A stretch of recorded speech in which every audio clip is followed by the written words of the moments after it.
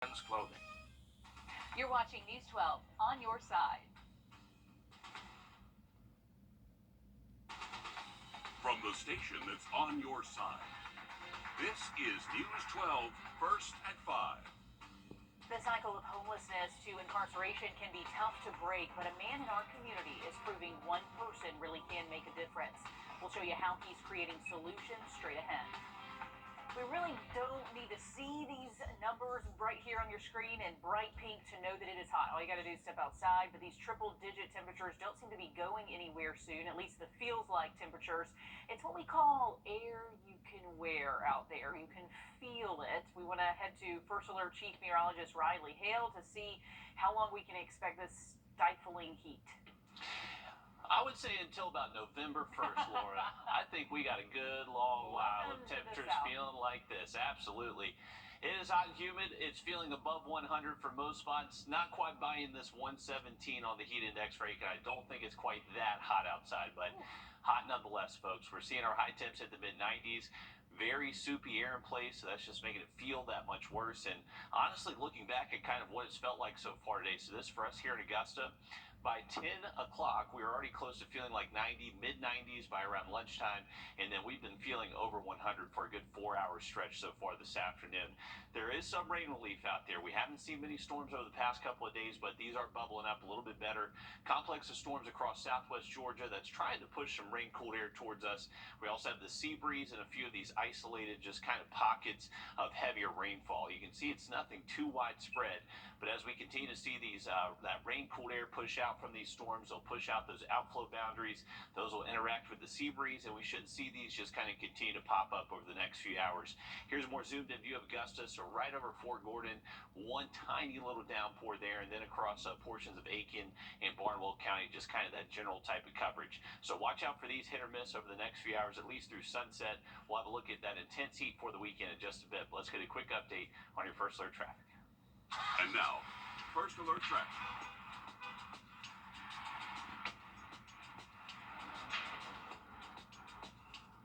All right, here we go, 5 o'clock, looking at I-20. Have not really seen that traffic back up too much just yet. I would give it about 30 minutes. That's usually when we start to see this slow down, but Riverwatch I-20 near the state line, not looking too bad. Going out to Grovetown next, you can see that the cloud cover, this is kind of looking towards Fort Gordon, so this is where that one tiny little downpour was, but not looking at much traffic there in Columbia County. Update on the weekend forecast coming up in just about 10 minutes. One man in Richmond County is working to help those who find themselves homeless, then incarcerated, then back out on the streets once more. It's a vicious cycle that Devarian Blunt wants to help end, and he's doing it through a hands-on nonprofit called Blunt Blessings. Blunt's work is looking to break a cycle from those being released to becoming homeless, which is part of the growing number the Sheriff's Office is trying to cut down on. Our Nick Veland live on Washington Road. So, Nick, tell us more about this program. Yeah, Laura, well, there's many community partners when it comes to resources for homelessness, and a lot of the homeless population are right here on Washington Road, and now one man is looking to break that cycle, like you mentioned, through his nonprofit. Devarian Blunt has used to work in the prison system in McDuffie County. He's seen firsthand the cycle of being incarcerated to homelessness to back to being incarcerated. From working in the prison, he walked away and soon was homeless himself. He asked for help, which got him right on the right track, and now he's paying it forward with his nonprofit, Blount Beginnings, owning 2 houses dedicated to housing those looking to get back on their feet, and he says the success stories are worth the hard work. I'm more excited for the individual than probably they are, because it's kind of like growing a plant, right? You don't know how this plant is going to grow. You don't know how the weather's going to be, but then once you start to see it sprout, one gentleman that graduated our program last year, he has his apartment. Christmas was the first time he actually had all of his children, right? Now he's a supervisor over at Club Car. Like, things like that make me realize I know that I can do this. And Blount says that he's helped 86 men, and 66 of those are success stories. And I'll have more on this and how Blount is looking to break the cycle coming up all new on News 12 at 6 o'clock. Really shows what a difference one person who cares can make. Excited to hear Even more about his program, Nick. A 15-year-old Augusta teen is dead after an overnight shooting on Aiken Street. The coroner says the victim is Jabari Webb. He's the third 15-year-old killed by gun violence in Augusta since April. Another man was also injured in last night's shooting. Authorities expect him to survive, but our Andre Dick-Herber is with us live at 5 in the next half hour after speaking with some people who knew 15-year-old Jabari Webb. One person's in the hospital after a shooting at a convenience store in Augusta. All of this happened around 11:30 today, so middle of the day, broad daylight, Smart Grocery on Wrightsboro Road. Not the first time that we have heard that name as the scene of a shooting. The Richmond County Sheriff's Office says the victim's injuries are not life-threatening. Last year, a 17-year-old was shot and killed at this exact same spot. In 2021, a man was shot at the same location. No word yet on suspects or what led up to today's shooting. The Department of Justice launching a civil investigation into conditions at Fulton County's jail. It's the same jail where a man died and was found living in a bed bug infested cell. The DOJ says it's looking into living conditions, access to medical and mental health care, use of force, and the structural safety of the jail. It's also looking into possible discrimination in the jail. Over the last several months, several high-ranking jailers resigned. 2 former officers were arrested on allegations of excessive and unnecessary force. Happening now, fire crews in Texas are working to put out massive flames at a private oil field. This is all happening in Brazoria County. That's right near the Texas coast below Houston. Reports say this massive fire was caused by a ruptured pipeline. People several miles away say they felt that explosion. No word yet on any injuries, but yeah, you can see that is going to take a while to get under control. You might recognize a person behind the new petition to drain Lake Lanier. She's a grieving mother and the ex-wife of superstar singer Usher. Tamika's 11-year-old son died at the lake when he was hit by a jet ski more than a decade ago. She created a petition calling on leaders to drain, clean, restore, and improve safety measures at the lake. The Army Corps of Engineers Mobile District says draining the 26-mile lake is not possible, and they already clean several times a year. Not a selfish ask, and truthfully, I don't personally have anything to gain. They can't bring my son Kyle back. I really want that to be understood. There have been so many kids that have lost their lives. There's so many mothers that have buried children due to the perils of Lake Lanier. Already this year, there have been 9 boating accidents on the lake. That includes 6 people hurt, another 3 who have drowned. A Georgia representative making waves after announcing she is switching parties. Representative Misha Maynor represents District 56, one of the bluest districts in Georgia. Maynor says she's moving to the Republican Party because she got tired of the attacks against her for how she voted. Maynor got immediate backlash from Democratic lawmakers, but she says the switch won't change how she votes. They elected me to serve them. I'm serving them. So I haven't changed anything. I'm the same person, same values.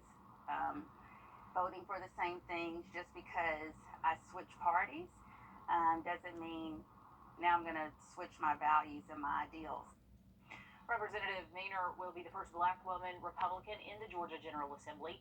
Maynor says she wants to bring diversity and new perspective to the Republican Party. Peach season well underway in Georgia and South Carolina, but because of late freezes, the crop isn't looking too peachy. Jordan Markoff shows us what's different this year. The Sweet Peach roadside stand would normally have more varieties of peaches this time of year, but the woman who runs the stand says they're just grateful they're not peached out. There's less peaches. We're operating on 15%. And while that's not ideal, Mandy Bodie, who runs the Sweet Peach roadside stand, says others have it much worse. Oh yeah, there are some farms and locally in Rich Spring that's already closed for the summer. They're out of peaches. But we're still going. That's because South Carolina had a warm February, a month where chill hours are important, and then some late freezes in March. Earlier in the season is when those chill hours were actually affected. And again, by February, we were about 100 hours short from what we normally would be or what we were last year. Sarah Scott, a Clemson horticulture agent, says this year 70 to 75% of the crop was lost. Not all varieties of peaches, though, are impacted the same. This is a flame prince variety, and it's more of a traditional peach, Angelus, and it's more a sweeter peach. And we normally have white peaches, but this year we do not have as many white peaches, and they're already gone for the season. One agricultural sciences professor says in the last couple of years, South Carolina peaches have averaged $100 million in production. We're probably looking at, with the 75% loss, $80 million losses as a whole for the peach industry. We go from Memorial Day to Labor Day, but this year it may be shortened because we may not have any more peaches. Bushel by bushel, people are still picking up peaches from Bodie, but their time to get them while they're ripe is ticking. Reporting in Lexington, Jordan Markoff, WIS News 10. And plenty of producians up and down the CSRA are short on peaches too, so if you plan on getting some this year, I would head out there sooner rather than later. If you've ever driven through Atlanta, you know it is a traffic nightmare. But yesterday, even city natives were at their wits' end with standstill traffic on I-75 in Cobb County. A dump truck veered off the road and hit a steel support beam, blocking every lane. Luckily, nobody was hurt, but the backup lasted more than 3 hours. Drivers who were stuck for the long haul say it was horrible. One woman was traveling with her toddler when she got stuck. Let's all just take a minute and pray for that woman. She says she was trying to make the most of it, and she wasn't the only one.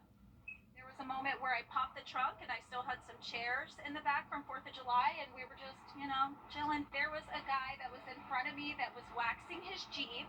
There was a woman that was to the right of me that had like a newborn baby, and we were worried about the car overheating, and I was low on gas, so I'm just happy to be out of it. Just a nightmare. Eventually, the metal beam was moved with the help of some cranes. Traffic got moving again, but oh my gosh, just feel for those people. That is, it's making a long commute way longer. Another big hit to the entertainment industry is actors now join Hollywood's writers in a massive strike. We'll have the latest after the break. Well, we are definitely feeling like summer for the foreseeable future. Heat index values over 100 for the next several afternoons. Take a look at those storm chances as well. The full forecast next. Diamonds rely on Ramjack Foundation Repair. Welcome back, folks. A live look from our Beach Island camera showing one tiny little isolated shower here across the Augusta Metro. So whenever we say isolated storms are going to be possible, this is what we're expecting to look at. So most of us are completely dry, but there is just that one tiny pocket of heavy rain trying to travel through the region. So if you do see rain, you're likely going to be one of the lucky few. Nothing too widespread again this afternoon. The heat humidity continues to be the big weather story. 91 on our thermometer, but 100 for the heat index. So very humid air in place, and you're definitely feeling it if you have been outside so far today. Here's a look at other heat index values across the region. So in Barnwell, they are the beneficiary of a late day storm, so they're feeling a little bit cooler, at least into the 90s, but most spots above 100 today, even getting close to 105 in a few locations. Here's a look at our first alert radar network.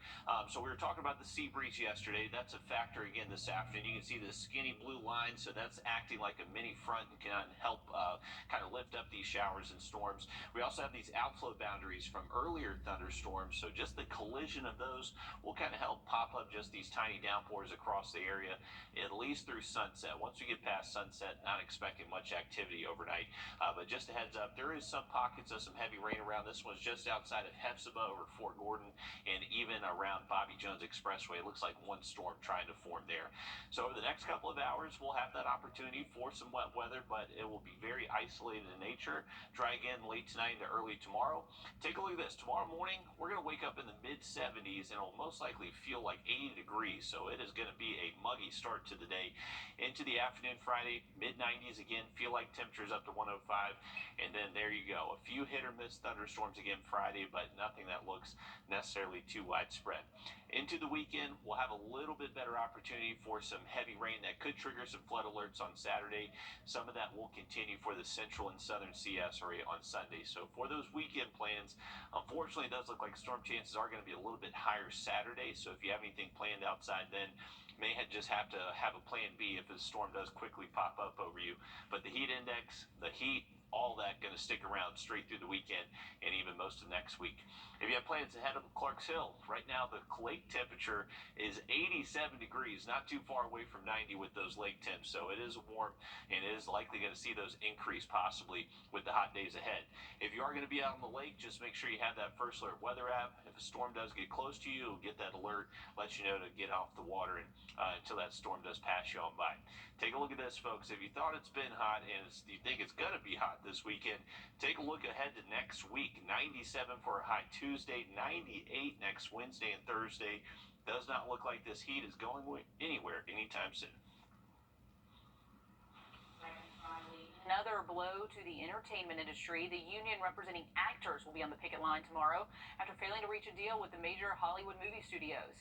This new strike is in addition to the Writers Guild strike that started in May. Chris Holmstrom reports from Los Angeles. Hollywood is grinding to a halt after SAG-AFTRA, the union representing thousands of actors, voted to strike. We had no choice. Fran Drescher, star of The Nanny, is the union's president. I cannot believe it, quite frankly. How far apart we are on so many things. How they plead poverty, that they're losing money left and right when giving hundreds of millions of dollars to their CEOs. Many members of the union had already been on the picket line supporting the Writers Guild, which has been on strike since May. They've been incredibly helpful and they bolstered our numbers. Like the WGA, the Actors Union wants increases in basic pay, higher residuals for streaming content, and protection surrounding the use of artificial intelligence. The labor action comes as Hollywood struggles to adjust to major changes in the entertainment industry. Theatrical box office is still down 25% or more versus pre-COVID. Linear television, broadcast and cable is dying a slow death. Audiences are shrinking and aging out of the advertiser-friendly demographic. And finally, in streaming, it requires enormous capital to compete with Netflix and build a worldwide competitive scripted television channel. In a statement, the Alliance of Motion Picture and Television Producers wrote, "We are deeply disappointed that SAG-AFTRA has decided to walk away from negotiations. This is the union's choice, not ours," adding the move will deepen the financial hardship for thousands who depend on the industry. Chris Holmstrom, CBS News, Los Angeles. In anticipation of the looming strike, the London premiere of the new Christopher Nolan film Oppenheimer was moved up an hour so the cast could walk the red carpet before the union board's announcement. So, gotta squeeze in that red carpet. From the mountains to the coast, a group is trying to show off all that South Carolina has to offer, how they're doing it next. First Alert Radar to Lexus Acura Infinity. Are you too hot? Beat the summer heat with a window AC unit from Davis Appliance and Furniture for as low as $299. We offer a cool, no credit needed financing options to meet your needs. With a brand new truss to the lowest prices in town, visit us at Davis Appliance and Furniture. Welcome to Davis Appliance and Furniture, where you can find the best deals in town. We offer new and used appliances, and we service what we sell. We offer no credit needed financing and delivery options to meet your needs. For the top brands and lowest prices in town, visit us at Davis Appliance and Furniture. This month, a group's making its way from South Carolina's mountains to the coast, traveling hundreds of miles by kayak, raft, and their own 2 feet. They're taking part in the 4th annual South Carolina 7, or SC7 expedition. Our Mary Green caught up with them today in the Midlands. She has the details. The annual SC7 expedition started in 2020 as a way to bring attention to the state's Floodwater Commission report. Now it's turned into an annual July tradition, making a stop here in Lexington County on Thursday. Tom Mulliken, the retired commander of the South Carolina State Guard who chaired the state's Floodwater Commission, leads the month-long expedition. Here's a look at this year's map as the group made its way through the upstate earlier this month and is now in the Midlands, and then we'll head to the PD and the coast to close out July. They hike, float, boat, kayak, and more through state and national parks and along historic sites. This year's stops include a visit to Parris Island to learn about its resiliency efforts and a day spent diving for fossils in the Cooper River. The ultimate goal is to encourage people to explore, care for, and protect the outdoors. We're taking South Carolina and encouraging people to understand the greatness of our state and the unparalleled uniqueness and beauty of our environment and ecology. And Mulliken wants South Carolinians to join along with them, as a lot of these activities are open to the public. The expedition wraps up July 30th in Beaufort County. Reporting in Casey, I'm Mary Green. And she says that the SC7 team also works year-round outside of this July expedition to help conserve South Carolina's natural beauty. They host all kinds of events to plant trees, pick up litter, even build artificial reefs along the coast. So a lot of good work. Absolutely, really cool trip there. I've never heard of that. Me neither.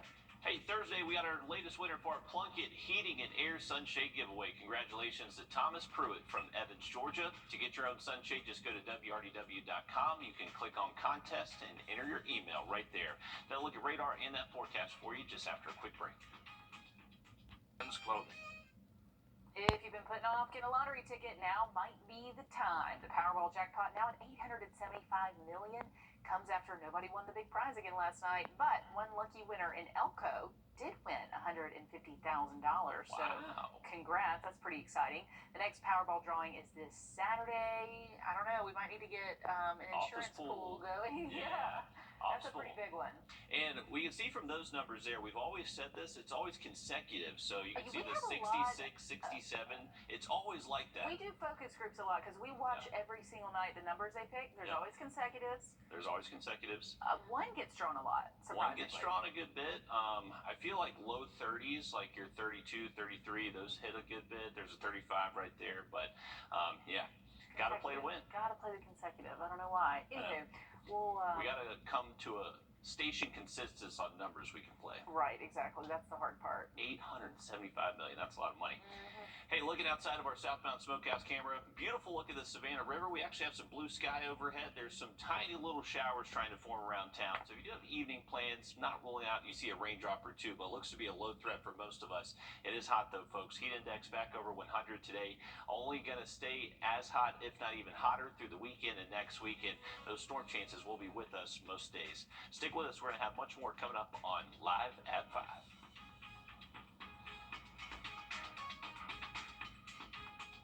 On air and on